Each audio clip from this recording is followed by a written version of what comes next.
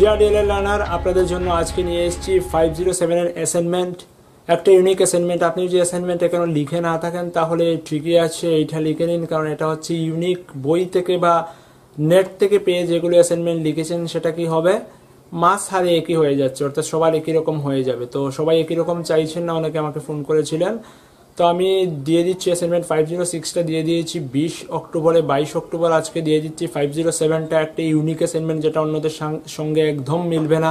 তো আপনি যে কোনো অ্যাসাইনমেন্ট লিখে না থাকেন তাহলে অবশ্যই এইটা কালেক্ট করুন এবং ওইটা লিখে দিন, তাহলে আপনি অবশ্যই একটু ভালো মার্ক পাবেন। কারণ কি সবার অ্যাসাইনমেন্ট সেম হলে তো আপনার নিজস্ব ক্রেডিট কিছু থাকলো না। এইটা সম্পূর্ণ নিজের তৈরি খুব একটা ইউনিক অ্যাসাইনমেন্ট হবে, তো সেটা আপনি কালেক্ট করতে পারেন। আর দুদিন পর পর আমি বাকিগুলো, অর্থাৎ আজকে 22 তারিখে দিচ্ছি আমি 507, 24-এ দেব 508, 26-এ দেব 509। তো অনেকেরই ডেট আছে যে 30 অক্টোবরের মধ্যে জমা দিতে হবে, 31 অক্টোবরের মধ্যে জমা দিতে হবে। তো তাদের জন্য বলছি আপনারা যদি লিখে নেন ইটস ওকে হয়েছে, আর যদি না লিখেন তাহলে অপেক্ষা করুন, দুদিন পর পর অ্যাসাইনমেন্ট পেয়ে যাবেন। 506টা পেয়েছেন সেটা লিখে নিন, আজকে 507 দিয়ে দিলাম সেটা লিখুন। তারপর দুদিন পর পর 508 এবং 509 পাবেন, যেটা ইউনিক অ্যাসাইনমেন্ট হবে আপনাদের জন্য। তো আরেকটা কথা যেটা না বললেই নয়, পুরো রেডিমেড অ্যাসাইনমেন্ট পেয়ে যাচ্ছেন। ফন্ট পিস কেউ লিখতে হবে সেটাও দেওয়া আছে, জাস্ট প্রিন্ট আউট করে আপনি অ্যাটাচ করে দিলেই হলো। মধ্যের যে পেজ অ্যাসাইনমেন্ট 1, অ্যাসাইনমেন্ট 2, অ্যাসাইনমেন্ট 3 এর জন্য সেপারেট পেজ বা লাস্ট যেটা পেজ, সবগুলো পেজ এখানে তৈরি করে দেওয়া আছে, জাস্ট আপনি প্রিন্ট আউট করে দিলে হলো।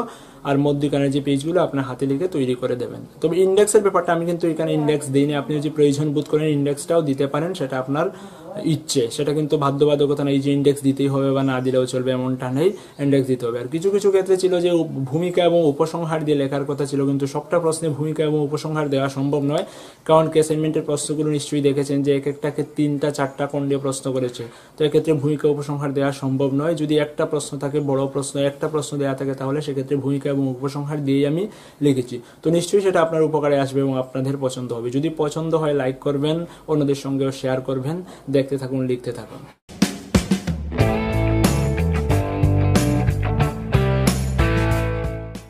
এই হচ্ছে অ্যাসাইনমেন্টের ফার্স্ট পেজ। স্টাডি সেন্টার লিখবেন, কোর্স টাইটেল হচ্ছে community and elementary education, course code হচ্ছে 507, অ্যাসাইনমেন্ট কোড হচ্ছে অ্যাসাইনমেন্ট 1, 2 and 3। তারপর enrolment number, name, address, date, signature দেবেন। তারপরের পেজটা হচ্ছে লিখতে হবে জাস্ট অ্যাসাইনমেন্ট 1, লিখে পেজটাকে ব্ল্যাঙ্ক ছেড়ে দেবেন, মানে তারপরে থাকছে অ্যাসাইনমেন্ট 1টা, তারপর অ্যাসাইনমেন্ট 1-এর কোয়েশ্চেন। তো প্রত্যেকটা 5 মার্কের 500 ওয়ার্ডের, সেটা জানা আছে। তো কোয়েশ্চেনটা হচ্ছে explain how education and socialisation are interrelated, what is the influence of community in the life skill development of the learners, discuss. শিক্ষা ও সামাজিকীকরণ কীভাবে পরস্পর সম্পর্কযুক্ত, শিক্ষার্থীর জীবনশৈলীর বিকাশে সম্প্রদায় বা গোষ্ঠীর প্রভাব কীরূপ, আলোচনা করুন। তো আনসারটা হচ্ছে শিক্ষা হলো সামাজিক উন্নতি, অর্থনৈতিক উন্নতি ও রাজনৈতিক চেতনার মূল ভিত্তি। আধুনিক সমাজের উন্নয়নের মূল কথা হলো শিক্ষা। শিক্ষা মানব জীবনের শুরু থেকে শেষ পর্যন্ত এক ধারাবাহিক প্রক্রিয়া। ইহা মানুষের জীবনশৈলীকে পরিবর্তিত করে। যখন সমাজের বৃহত্তর অংশের জনগণের মধ্যে চিন্তা, চেতনা ও আচরণে পরিবর্তন ঘটে এবং সুসংহত ও নিয়ন্ত্রিত সমাজ ব্যবস্থা গড়ে ওঠে, তখন মানুষের সামাজিক বন্ধন দৃঢ় হয়। সেজন্য শিশু সহ সমাজের সকল স্তরের মানুষের সামাজিকীকরণ আবশ্যক। আর এই সামাজিকীকরণের একমাত্র কার্যকরী পন্থা হচ্ছে শিক্ষা। তারপর কোনো ব্যক্তির একক সাফল্যের জন্য শিক্ষা অত্যন্ত গুরুত্বপূর্ণ বিষয়। কোনো শিশু ছাত্রাবস্থায় যে জ্ঞান অর্জন করে তার থেকে সে শারীরিক, মানসিক, আধ্যাত্মিক শক্তি সঞ্চয় করে ভবিষ্যতের জন্য, যার থেকে সে একজন প্রতিষ্ঠিত মানুষ হয়ে ওঠে, সমাজের উন্নয়নে বিশেষ অবদান রাখে। শিক্ষার মাধ্যমে মানুষ প্রকৌশলী জ্ঞান লাভ করে, যা একটি সমাজকে উন্নততর নতুন রূপে সুসজ্জিত করার পক্ষে যথেষ্ট। আমরা জানি যে প্রয়োজনীয়তা হচ্ছে আবিষ্কারের জননী। সেই প্রয়োজনীয়তা থেকে শিক্ষা লাভ করে মানুষ প্রয়োজনীয় নিত্য নতুন জিনিসের খোঁজ করছে, আবিষ্কার করছে, যা সমাজের জন্য আশীর্বাদ স্বরূপ। মূল্যবোধ, সংস্কৃতি প্রভৃতি হলো শিক্ষা এবং সামাজিকতার পরিচয়কারী সাধারণ উপাদান। সভ্যতা মানুষেরই তৈরি। যুগ যুগ ধরে এই পৃথিবীতে মানুষের বাস। অতীত থেকে বর্তমান হয়ে আমরা যখন ভবিষ্যতের দিকে অগ্রসর হচ্ছি, তখন আমাদের সমাজ, সংস্কৃতি, চিন্তাধারা, দক্ষতা, জ্ঞান প্রভৃতি পরিবর্তিত হচ্ছে। পরিবার থেকে রাষ্ট্র শিক্ষার মাধ্যমে সামাজিক মূল্যবোধ, আচার আচরণ, বিধিনিষেধ ইত্যাদির বহন করছে যুগ যুগ ধরে, এবং আমাদের ঐতিহ্য, রীতিনীতি, আদর্শ আজও স্থিতাবস্থায় রয়েছে। প্রাচীনকালে সহজ সরল জীবনযাত্রার সঙ্গে সঙ্গতি রেখেই তখনকার শিক্ষা ব্যবস্থা গড়ে উঠেছিল। বর্তমানে উন্নত থেকে উন্নততর শিল্পায়ন এবং নগরায়নের ফলে বিজ্ঞান প্রযুক্তি নির্ভর বহুমুখী আধুনিক শিক্ষা ব্যবস্থা গড়ে উঠেছে। প্রথাগত ও অপ্রথাগত দূরশিক্ষা, মুক্ত শিক্ষা প্রভৃতি পদ্ধতি বর্তমানে চালু হয়েছে বিশেষ প্রয়োজনে। এই মাধ্যমগুলি সতত পরিবর্তনশীল সমাজ ব্যবস্থার সঙ্গে সঙ্গতি বিধানে মানুষকে দক্ষ করে তোলে এবং সমাজের মানুষজনদের মধ্যে সম্পর্ক গভীর হয়। সর্বোপরি সমাজের নিয়ামক হিসাবে শিক্ষা ব্যবস্থা অতি গুরুত্বপূর্ণ ভূমিকা পালন করে। শিক্ষা বিদ্যার্থীর মনন, চিন্তন, কর্মধারাকে নানাভাবে প্রভাবিত করে। সমাজের প্রকৃতি, লোকাচার, লোকনীতি সবই অনায়াসে গ্রহণ করে। গণতান্ত্রিক রাষ্ট্রে শিক্ষার মাধ্যমে গণতান্ত্রিক আদর্শকে তুলে ধরে। তোরা হচ্ছে একটা ইউনিক আনসার যেটা আপনি পেয়েছেন বা সবাই যেটা লিখবে তার চেয়ে সম্পূর্ণ আলাদা, সেটাও যে আপনি লিখে দেন নিশ্চয়ই একটু বেশি মার্ক দেবে অ্যাসাইনমেন্টে, এবং মিলিয়ে দেখবেন যে অন্য কারোর সাথে মিলছে না, একটা ইউনিক আনসার হয়ে যাবে আপনার জন্য। তো শিক্ষার্থী জীবনশৈলীর বিকাশে সম্প্রদায় বা গোষ্ঠীর বিশেষ প্রভাব রয়েছে। 1 নম্বর হচ্ছে বিদ্যালয় স্থাপন এবং আর্থিক সঙ্গতির ব্যবস্থা করা। সম্প্রদায়ের নিজস্ব সাংস্কৃতিক বিকাশ ঘটানোর জন্য সম্প্রদায়গত বিদ্যালয়ে শিশুদের প্রশিক্ষণ দানের মাধ্যমে তাদের নিজস্ব সম্প্রদায়গত বিকাশ ঘটানো সম্ভব। সেজন্য সম্প্রদায় তার শিক্ষার লক্ষ্য নির্ধারণ করে বিভিন্ন ধরনের বিদ্যালয় স্থাপন করে। বিদ্যালয় যাতে সঠিকভাবে পরিচালিত হয় সেজন্য বিদ্যালয়ে গৃহ নির্মাণ, আসবাবপত্র, শিক্ষকদের বেতন, শিক্ষার্থীদের বৃত্তি ও অন্যান্য প্রয়োজনীয় আর্থিক সঙ্গতির ব্যবস্থা করে সম্প্রদায়। 2 সার্বিক বৃত্তিমূলক শিক্ষার পরিসর নির্মাণ।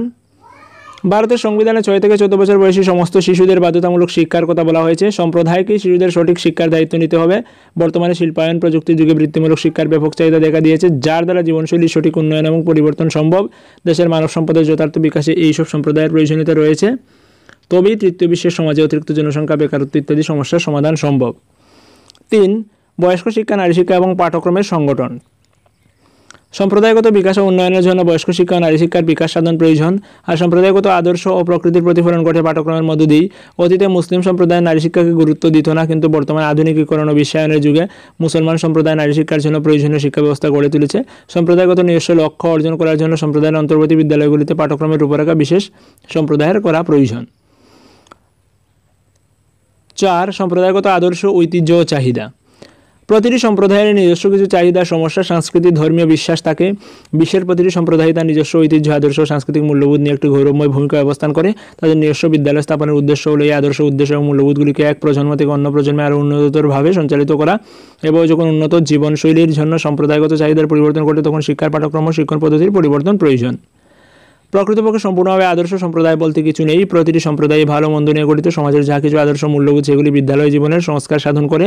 শিক্ষক, শিক্ষার্থী, শিক্ষাকর্মী প্রভৃতির মনোভাব, দৃষ্টিভঙ্গি, আচরণ প্রভৃতির উপর যথেষ্ট প্রভাব বিস্তার করে। তো আমি একটু স্পিডে পড়ছি কারণ কি অনেক লম্বা, বেশি সময় লাগবে। তো অ্যাকচুয়ালি তো আনসারটা দেখিয়ে দিচ্ছি, আর আপনি যদি সেটা পিডিএফ আকারে পেতে চান তাহলে এই যে দেখতে পাচ্ছেন www.instamojo.com/smdn_tutorial, ওইখান থেকে আপনি সেটা পারচেস করেও নিয়ে লিখতে পারেন। তো আমার পড়ার কারণ হচ্ছে হয়তো হাতের লেখাটা সবাই বুঝতে পারবেন না, কিছু কিছু ওয়ার্ড নাও বুঝতে পারেন, সেজন্য আমি পড়ে শোনাচ্ছি যাতে ওয়ার্ডগুলোর ক্লিয়ারিটি হয়ে যায়। তো ভিডিও দেখার জন্য ইউটিউবে SMDN টিউটোরিয়াল, ফেসবুকে লাইক করে রাখবেন, ওইখানে আপডেট করা হয়, সেখান থেকে অনেক সাহায্য পেতে পারেন। Facebook page SMDN tutorial like করে রাখবেন। আর যদি কোনো ম্যাটেরিয়াল প্রয়োজন হয়, সবসময় ম্যাটেরিয়াল instamojo.com/smdn টিউটোরিয়ালে দেওয়া হয়। ওইখানে ফার্স্ট সেমিস্টারেরও সব ম্যাটেরিয়াল দেওয়া হয়েছিল, সেকেন্ড সেমিস্টারেরও দেওয়া হয়েছিল, এবং অ্যাসাইনমেন্টও দেওয়া হচ্ছে। বাকি সব ম্যাটেরিয়াল ওইখান থেকে পাবেন instamojo.com/smdn টিউটোরিয়াল থেকে। তো আপনার প্রয়োজনে ওইখান থেকে কালেক্ট করে নেবেন। So question number 2, describe the need of involving the community of school education.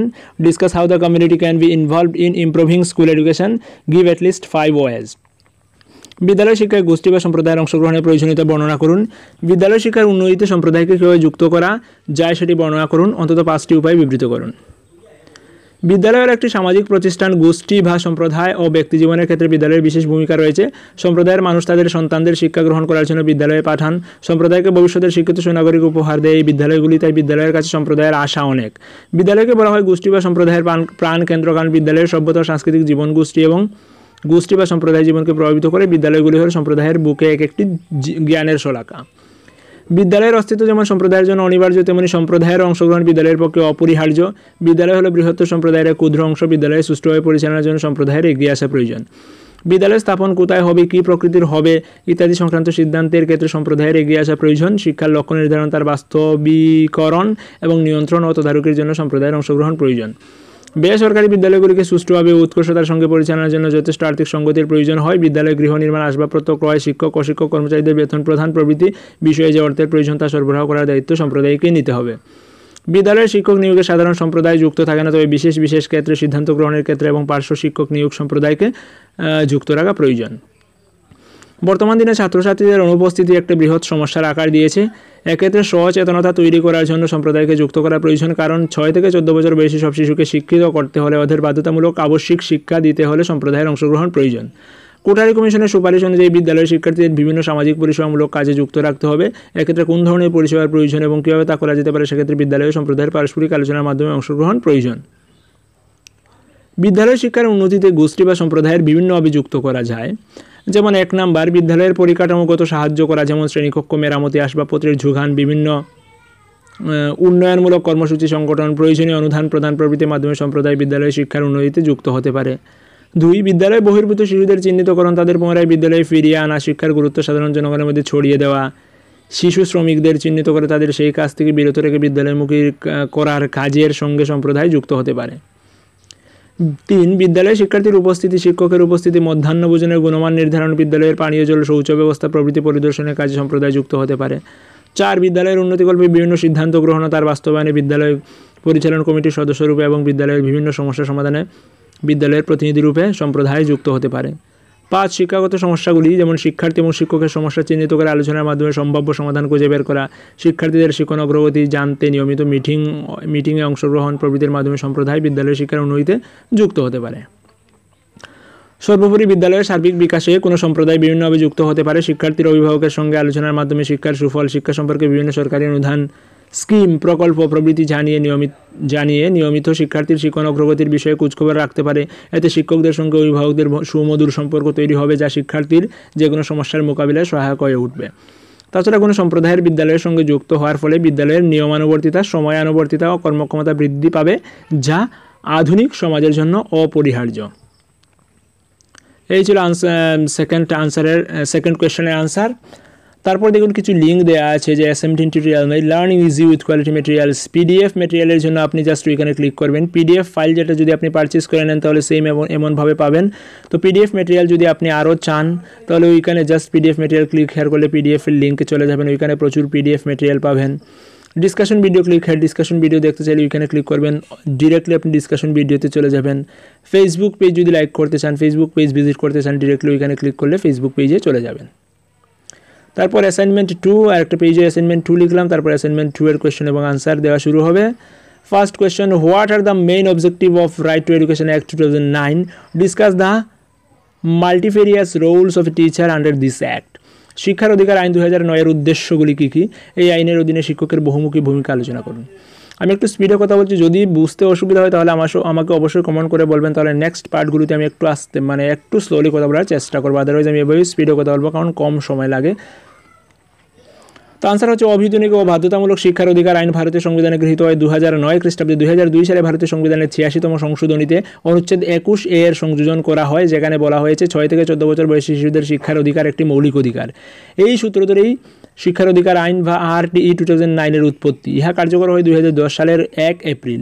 সেখানে বলা হয়েছে 6 থেকে 14 বছর বয়সী সমস্ত শিশুদের প্রাথমিক শিক্ষার অধিকার এবং কার্যকরী করার দায়িত্ব কেন্দ্র সরকার ও রাজ্য সরকারের।